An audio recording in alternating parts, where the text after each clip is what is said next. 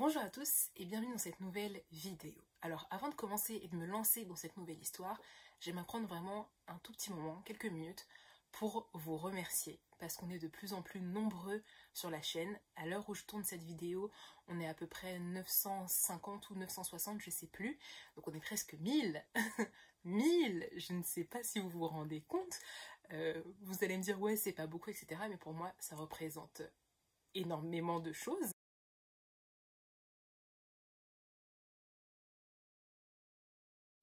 C'est beaucoup 1000 abonnés, je pensais pas du tout que mes vidéos pouvaient plaire à ce point-là.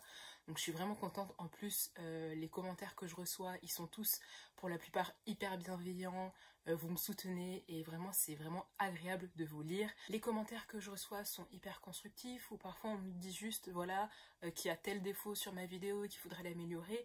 Donc j'entends bien, je sais qu'on m'a beaucoup reproché mes problèmes de son, donc j'essaye de faire mieux, mais j'ai pas beaucoup de moyens, donc j'essaye vraiment de faire au maximum. Et voilà, en tout cas, merci beaucoup pour votre soutien et j'espère vraiment qu'on va pouvoir continuer à grandir ensemble et que toutes les vidéos que je vais faire, les choses que je vais apporter vont continuer à vous plaire. Voilà, maintenant, on peut commencer. Aujourd'hui, on se retrouve pour parler de la triste histoire de Nicole Cable.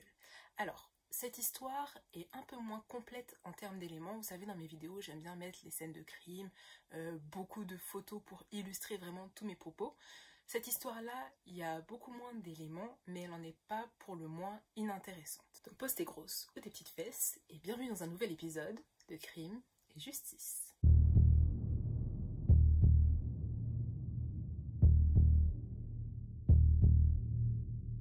Nicole Cable vit dans la petite ville de Howltown, située dans le Maine, aux États-Unis. En mars 2013, Nicole est une adolescente âgée de 15 ans et elle adore passer du temps avec ses meilleurs amis. Et la particularité de Nicole, c'est qu'elle est très populaire sur le réseau social Facebook. Nicole fait partie de ces jeunes filles qui ne peuvent pas se passer de leur téléphone et qui passent le plus clair de leur temps à prendre des selfies, à être connectées sur les réseaux sociaux. Et d'ailleurs, elle reçoit pas mal de demandes d'amis Facebook tous les jours. Un jour, en sortant de l'école, comme elle était toujours pendue à son téléphone, elle remarque qu'elle a reçu une invitation Facebook d'un certain Kyle Doobie. Elle le trouve mignon, donc elle décide de l'accepter et ils commencent à discuter. Et au bout de 2 semaines à se parler vraiment tous les jours, Kyle et Nicole décident de se rencontrer en vrai pour la première fois. Alors, je vous rappelle que Nicole est seulement âgée de 15 ans, donc c'est assez jeune. Donc Nicole est encore bien surveillée par ses parents et notamment par sa mère Christine Wiley. Donc Christine impose des règles très strictes à sa fille concernant les garçons qu'elle fréquente et l'utilisation qu'elle a de ses réseaux sociaux, donc notamment Facebook pour cette histoire. Par exemple, Nicole n'a pas le droit de sortir avec un garçon qu'elle a rencontré uniquement sur les réseaux sociaux, où Nicole doit systématiquement présenter les garçons avec qui elle sort avant d'aller en rencard avec eux. Et je trouve ça plutôt cool de la part de la mère de Nicole parce que elle ne lui interdit pas les choses sous prétexte qu'elle n'a que 15 ans et que ce n'est qu'une adolescente, mais elle essaie d'apporter des petites règles pour lui permettre d'être plus responsable. Elle fait tout simplement appel à sa vigilance. Sauf que Nicole reste une adolescente et parfois quand on est ado, on ne se rend pas compte du danger et on pense que les règles sont faites pour nous embêter. Donc étant donné que Nicole a rencontré Kyle sur internet, elle va faire l'impasse sur les règles de sa mère et va aller voir Kyle en secret. Pour se rendre à ce rencard, Nicole va décider de mentir à sa mère et elle va prétendre avoir rendez-vous avec une de ses meilleures amies, donc Hailey, et elle va bien prendre soin de mettre Hailey dans la confidence afin qu'elle puisse la couvrir au cas où. Donc elle va dire qu'elle va aller se promener dans un parc avec Hailey, sauf qu'au final, elle sera au parc avec Kyle Doobie. Le jour du rencard arrive et Nicole se rend compte que Kyle est encore plus beau en vrai que sur les photos. Donc elle tombe littéralement sous son charme. Et Nicole va aussi découvrir que Kyle est bien plus âgé qu'elle. Kyle a 19 ans et bientôt 20 ans et il est également papa d'une petite fille de 4 ans. Mais Nicole, qui n'a pas du tout froid aux yeux, ne va pas être impressionnée par tout ça et ça va même l'attirer encore plus vers Kyle puisqu'elle va se dire que Kyle est forcément plus mature que les garçons de son lycée par exemple et ça lui donne quelque chose en plus, surtout parce qu'il est papa, donc il est sûrement plus responsable, en plus il a le permis, il a sa voiture, bref, elle est hyper contente d'avoir rencontré un mec beaucoup plus grand, beaucoup plus mature et hyper beau selon elle. Donc après ce premier encart, Kyle et Nicole ne se quittent plus. Ils continuent à se parler tous les jours et décident même de sortir ensemble et leur relation commence à devenir sérieuse au bout de quelques semaines. Donc Nicole se dit que si elle veut voir Kyle en toute liberté, en toute sérénité, elle est obligée de le présenter à sa mère. Donc un jour, Nicole propose à Kyle de venir la chercher directement chez elle afin qu'il puisse rencontrer ses parents. Donc Nicole vivait avec sa mère, mais également avec son beau-père et ses petites sœurs. Et quand Nicole va présenter Kyle à ses parents, elle ne va pas dire toute la vérité et elle va cacher l'âge de Kyle. Elle va prétendre qu'il n'a en fait que 17 ans, alors qu'en réalité, ils ont 5 ans d'écart. Sauf que les parents de Nicole ne sont pas dupes et Christine, la mère de Nicole, va tout de suite remarquer que Kyle ne dit pas du tout la vérité sur son âge. Et le beau-père de Nicole va aussi s'en méfier, si bien que quand Kyle est arrivé à la maison, le beau-père était en train de nettoyer son arme. Vous savez, aux États-Unis, le port d'arme est autorisé, donc c'est tout à fait normal d'avoir une arme chez soi et d'être en train de la nettoyer tranquillement sur son canapé. Et le beau-père de Nicole dit bien que justement, il s'est mis en scène en train de nettoyer son arme pour impressionner Kyle et lui dire que voilà, attention, tu seras avec ma belle-fille, mais moi je suis là et j'ai une arme, donc fais pas le con. Mais voilà, malgré toutes les réticences que les parents de Nicole peuvent avoir à l'égard de Kyle, ils vont décider de laisser Nicole vivre sa relation plutôt que de lui interdire de voir Kyle. Tout simplement parce que c'est une ado, les ados ça se rebelle et je pense que les parents de Nicole préféraient avoir le contrôle. Donc ils préféraient que leur fille leur parle et leur dise les choses plutôt que de lui interdire les choses et que finalement Nicole se mette à voir Kyle dans leur dos et que là ils aient plus aucun contrôle. Donc ce jour-là, Kyle et Nicole partent à leur rencard et pour ce rencard-là, Kyle a décidé de faire rencontrer sa petite fille de 4 ans à Nicole. Donc là, Nicole, elle est au summum du summum, elle se dit mais ça c'est un gage ultime de sincérité, ça veut dire que c'est ultra sérieux, s'il me présente sa fille, c'est que c'est vraiment l'homme de ma vie, etc. Sauf que ce jour-là, le rencard ne va pas du tout se passer comme prévu. Tout se passait bien dans l'après-midi et à un moment donné, une fille va débarquer de nulle part et va commencer à faire une scène de jalousie. Donc cette fille va tout de suite s'en prendre à Kyle en demandant qui est-elle, bien sûr en parlant de Nicole. Et Nicole va vite se rendre compte que cette fille hystérique, qui se prénomme Sarah Merzinger, n'est autre que la petite amie de Kyle. Donc là, les calculs vont vite se faire dans la tête de Nicole et elle va réaliser que Kyle jouait en fait un double jeu et qu'il avait déjà une vie de couple avec quelqu'un. Donc Nicole va être assez affectée par cet événement et très déçue, elle va en fait décider de couper carrément la relation avec Kyle et de limite couper les ponts. Donc elle va vraiment chercher à s'éloigner de lui parce que c'est une sacrée trahison en fait de sortir avec quelqu'un alors que tu as déjà quelqu'un dans ta vie. C'est même la trahison ultime en fait. Donc Nicole met Kyle de côté tant bien que mal et pendant tout ce temps, Sarah, donc la petite amie hystérique, ne va pas arrêter d'harceler Nicole pour savoir ce qui s'est passé entre elle et Kyle. Donc elle va exiger de voir les messages qui ont été échangés entre Kyle et Nicole, elle va demander qu'est-ce qui s'est passé en détail, voilà, elle va vraiment harceler Nicole jusqu'à venir la voir devant son lycée et la menacer, mais Nicole va toujours décider de faire comme si elle n'avait rien vu ou comme si elle n'avait rien entendu. Elle va décider d'ignorer Sarah en se disant voilà, si je l'ignore, elle va pas me faire de mal, elle va m'oublier, elle va juste comprendre que je rentre pas dans son jeu. Sauf que Sarah est quelqu'un de très hystérique, voire hyper colérique, et donc elle ne va pas lâcher le morceau aussi facilement.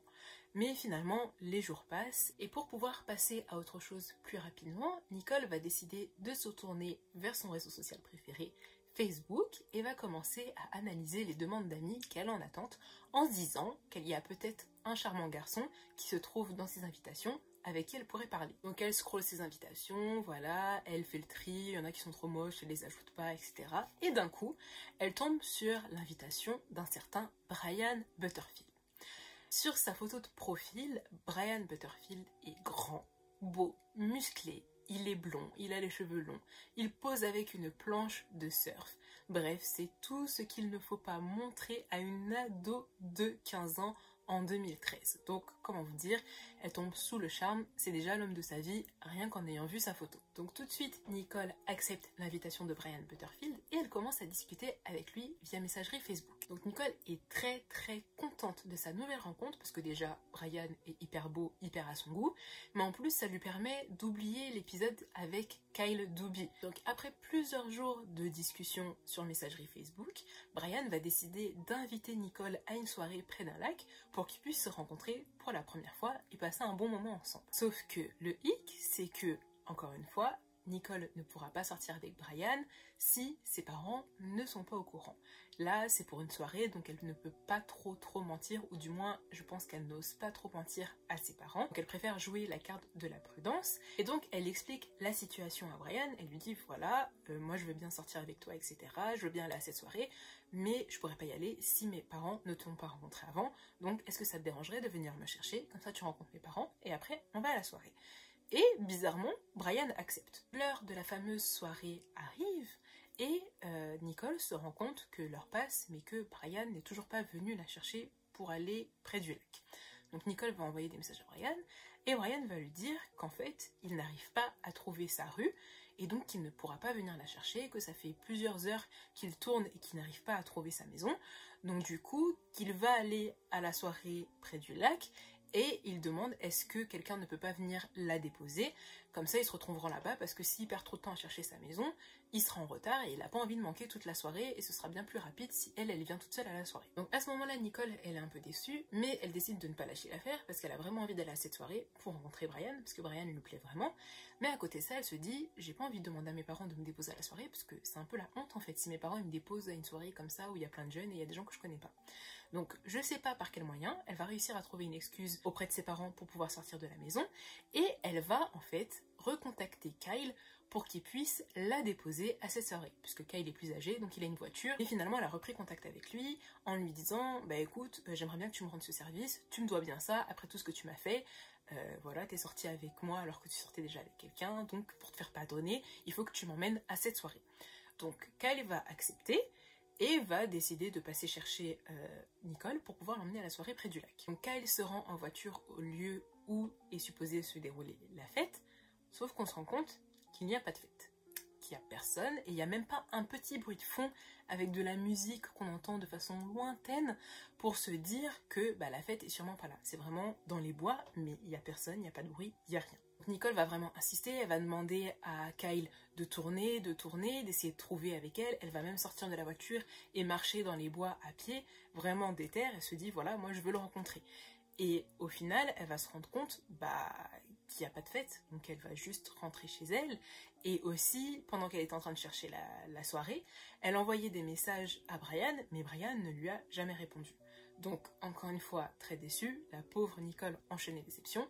Elle rentre chez elle, sans avoir trouvé la fête, sans avoir rencontré Brian, et elle se demande, en fait, en rentrant chez elle, si la fête avait vraiment lieu, ou si c'est elle qui s'est trompée d'endroit. Le lendemain matin, Nicole va recevoir un message de Brian, qui va lui dire, écoute, je t'ai envoyé plein de messages hier pour que tu puisses me rejoindre à la soirée, mais tu ne m'as jamais répondu, j'ai même essayé de t'appeler, et tu n'as jamais répondu.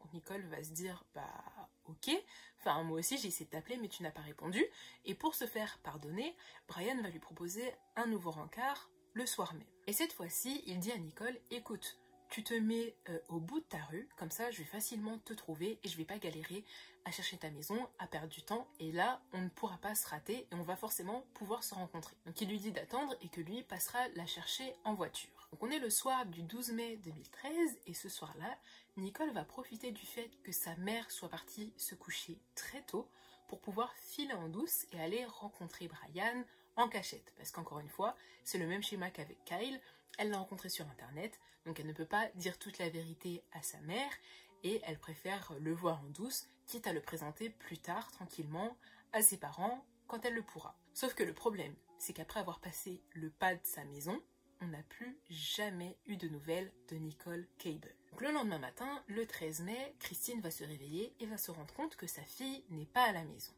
Son premier réflexe va être de contacter Hailey pour savoir si elle ne sait pas quelque chose. Mais malheureusement, Hailey ne sait rien du tout et elle trouve ça très louche parce que Nicole a l'habitude de la mettre au parfum de tout, surtout quand elle sort dans le dos de sa mère. Et là, Nicole ne lui a rien dit du tout. Donc à ce moment-là, Hailey se dit qu'il est sûrement arrivé quelque chose de très grave parce que c'est pas normal que Nicole ne l'ait pas mis dans la confidence. Donc par précaution, Hailey va décider de parler de Brian Butterfield à la mère de Nicole pour avoir une piste en lui disant que en ce moment, Nicole parlait avec ce garçon-là et qu'il faudrait peut-être regarder de ce côté-là pour voir si Nicole n'est pas avec lui. À côté de ça, la famille de Nicole va commencer à placarder des affiches missing partout dans toute la ville et va aussi contacter la police qui, bien heureusement, va directement prendre la disparition de Nicole comme un cas très préoccupant et très sérieux. En attendant, une enquête est ouverte et la police va commencer à enquêter sur Brian Butterfield. Et ils vont s'en rendre compte que le profil de Brian Butterfield n'existe plus sur Facebook. Ils vont se mettre alors à creuser en se disant c'est pas normal, on nous a dit que Nicole parlait avec lui il y a quelques temps, donc c'est pas possible que son Facebook n'existe plus maintenant. Ils vont creuser et ils vont se rendre compte qu'en fait le compte de Brian Butterfield était un faux compte. Les enquêteurs ne vont pas lâcher l'affaire et leurs recherches vont les mener vers le véritable Brian Butterfield. Ils vont vite se rendre compte que le vrai Brian Butterfield n'a rien à voir avec le faux profil Facebook créé sous le même nom. Déjà, physiquement, il n'a rien à voir avec un grand, blond, musclé surfeur, parce qu'il est juste grand et brun. Voilà, rien à voir. Donc la police va quand même décider d'interroger Brian Butterfield, mais ils vont vite se rendre compte qu'il n'avait rien à voir avec le faux compte, et surtout qu'il ne connaissait pas Nicole Cable. Par contre, il va leur donner une information précieuse qui va donner un tournant décisif à l'enquête. Il va leur dire qu'il a une ex-petite copine qui s'appelle Sarah Merzinger et que cette Sarah sort avec un certain Kyle Doobie. Donc la police va vite faire le rapprochement entre Sarah et Nicole puisque, je vous le rappelle, Sarah harcelait Nicole et l'avait même menacée. Sarah devient la suspecte principale dans cette affaire et en effet, les policiers vont vite remarquer que c'est quelqu'un de très impulsif, de parfois même mauvais, et qui n'hésite pas du tout à menacer ses ennemis lorsqu'elle a un problème avec eux. Au cours de l'enquête, les policiers vont aussi découvrir que le faux compte de Brian Butterfield a été créé sur l'adresse IP qui se situe au domicile de Kyle Doobie. Et on sait très bien que Sarah est la petite amie de Kyle, donc qu'elle a accès à l'ordinateur et qu'elle aurait très bien pu créer le faux profil là-bas. En parallèle, les policiers vont continuer leurs recherches et fouiller les alentours de la ville de Old Town et vont malheureusement trouver des vêtements appartenant à Nicole. Donc ils vont trouver un côté de chaussures, un sweat complètement déchiré. Et ils vont aussi retrouver une cagoule de ski noire qui pourrait appartenir à la personne qui a agressé Nicole. Donc l'étau semble vraiment se refermer sur Sarah. Il est tout à fait possible que Sarah ait décidé de se venger de Nicole et de l'emmener dans un guet-apens dans les bois pour pouvoir la tuer. Mais malheureusement pour les enquêteurs, cette piste va tomber à l'eau puisque Sarah a un alibi. Le soir de la disparition de Nicole, c'était la fête de mer et Sarah se trouvait avec sa famille à ce moment-là. Son alibi a été vérifié, donc on sait que Sarah n'a pas pu faire de mal à Nicole le soir de sa disparition. Donc Sarah est complètement mise hors de cause et là il reste plus beaucoup d'options. Sarah, qui semblait être la coupable idéale, a finalement un alibi et semble ne pas avoir commis le crime. Ensuite, Brian Butterfield, qui est la dernière personne à avoir parlé à Nicole, au final il n'existe pas. Du coup, il nous reste qui? Le seul nom qui reste, c'est Kyle Doobie. Sauf que je vois pas pourquoi Kyle Doobie aurait fait du mal à Nicole ou aurait pu vouloir lui faire du mal. Certes, leur histoire s'était terminée un peu brutalement, mais c'est parce que c'est lui qui avait fauté. Et en plus, ils avaient l'air d'être restés assez en bons termes, puisqu'il avait quand même décidé d'accompagner Nicole à sa soirée pour rencontrer Brian. D'ailleurs, une précision que je ne vous ai pas donnée plus tôt, c'est que pendant que Nicole parlait à Brian, Kyle était au courant. Il savait que Nicole était passée à autre chose et qu'elle parlait avec quelqu'un d'autre et qu'elle commençait déjà une relation avec un autre garçon. Donc malgré l'absence de mobile, la police ne va écarter aucune hypothèse et va décider d'interroger Kyle sur la disparition de Nicole. Bien évidemment, Kyle ne va leur donner aucune information qui va leur permettre d'avancer sur l'enquête ou même de pouvoir l'inculper. Donc faute de preuves ou d'éléments, la police va laisser Kyle repartir chez lui. Sauf que le soir même, un méga rebondissement va se produire et là, on va pouvoir résoudre l'enquête et résoudre le mystère de la disparition de Nicole. Ce soir-là, Kyle va rentrer chez lui après avoir été cuisiné par les policiers et il va faire des aveux complets à sa petite copine Sarah. Il va dire que c'est lui qui a tué Nicole, qu'il l'a étranglée dans les bois, puis qu'il l'a enterrée là-bas. Et Sarah, clairement, elle en a rien à faire que Kyle soit son petit copain. À l'instant où il lui a fait ses aveux, elle a couru au poste de police pour aller le dénoncer. Et d'ailleurs, elle a bien fait. Donc Kyle va être arrêté pour le kidnapping et le meurtre de Nicole Cable. On va aussi retrouver l'ADN de Kyle sur la cagoule qui avait été retrouvée dans les bois. On va aussi apprendre que le faux profil de Brian Butterfield avait été créé directement de son téléphone portable et que tous les messages envoyés par Brian Butterfield sur Facebook à Nicole Cable étaient en fait des messages envoyés du téléphone de Kyle Doobie. Vous l'aurez bien compris, Kyle Doobie et Brian Butterfield n'étaient qu'une seule et même personne. Malheureusement, on va retrouver le corps sans vie de Nicole Cable 8 jours après sa disparition dans le même bois où ont été retrouvés les vêtements et la cagoule de ski. Mais l'histoire ne s'arrête pas là et en fait, on va connaître toute la vérité sur les motivations de Kyle. Donc, pourquoi il a fait du mal à Nicole Cable. D'abord, on va retracer la nuit de la disparition de Nicole. Donc le soir du 12 mai 2013, Kyle se fait passer pour Brian et envoie des messages à Nicole et lui propose un rendez-vous. Donc il dit à Nicole de descendre dans sa rue et qu'il passera la chercher en voiture. Quand Nicole arrive devant la voiture, elle se rend compte qu'au volant, il y a un homme cagoulé qui la menace et qui lui ordonne de monter dans la voiture. Et cet homme, c'était en réalité Kyle qui voulait kidnapper Nicole et la cacher dans les bois. Donc le plan de Kyle, c'était de cacher Nicole quelques jours dans les bois et forcément, il sait très bien que des recherches allaient être menées. Et ensuite, miraculeusement, il aurait retrouvé Nicole quelques jours plus tard et serait passé pour un héros. Sauf que les choses ne se sont pas passées comme ça, et le soir où il a kidnappé Nicole, et ben Nicole s'est débattue. Et c'est pour ça qu'on a retrouvé un sweatshirt complètement déchiré, et aussi qu'on a retrouvé la cagoule par terre, parce que Nicole, en se débattant, a réussi à arracher la cagoule de son kidnappeur, et elle s'est rendue compte que c'était Kyle. Donc Kyle était démasqué, et il n'avait d'autre choix que de la tuer. Parce que sinon, il sait très bien que Nicole l'aurait balancé et qu'il aurait eu de gros problèmes avec la police. Et en fait, Kyle a mis tout ça en scène tout simplement parce qu'il avait développé une obsession malsaine envers Nicole. Et en fait, il n'avait pas du tout accepté la rupture avec Nicole. Donc, il avait besoin de remonter dans l'estime de Nicole puisqu'il n'avait pas supporté de l'avoir déçue. Donc, il avait besoin de passer pour un héros auprès de Nicole pour pouvoir remonter dans son estime et même pouvoir la reconquérir. Finalement, Kyle Doobie a été condamné pendant son procès pour le kidnapping et le meurtre de Nicole et il purge une peine de 60 ans de prison. Et je trouve que c'est encore une fois une bien triste histoire qui arrive à cause des réseaux sociaux et du manque de vigilance. Je sais que quand on est ado, on a tendance à se sentir invincible, à se dire que les problèmes ça n'arrive qu'aux autres, que rien ne peut nous arriver. Mais en fait, le danger, il est bien plus présent qu'on ne l'imagine. Et c'est dommage de, voilà, encore une jeune fille qui finit morte à cause d'une mauvaise rencontre sur Internet. Et pourtant, dans ce cas-là, la mère était vachement vigilante, elle faisait attention, elle contrôlait ce que sa fille faisait, mais même là, c'était pas suffisant parce que même si les parents ont beau chaperonner tout ce que font leurs enfants, si les enfants, eux, n'ont pas conscience du danger, et ben ils fonceront dedans et il arrivera ce qu'il arrivera quoi. Après cette histoire, je ne saurais vous dire rien de plus que préservez-vous, préservez vos enfants si vous en avez, faites attention, il faut vraiment se méfier de tout le monde et de tout, surtout quand on ne connaît pas les gens. C'est la fin de cette vidéo, j'espère qu'elle vous a plu, n'hésitez pas à commenter, à vous abonner si ce n'est pas encore fait et on se retrouve bientôt pour une nouvelle vidéo. Ciao!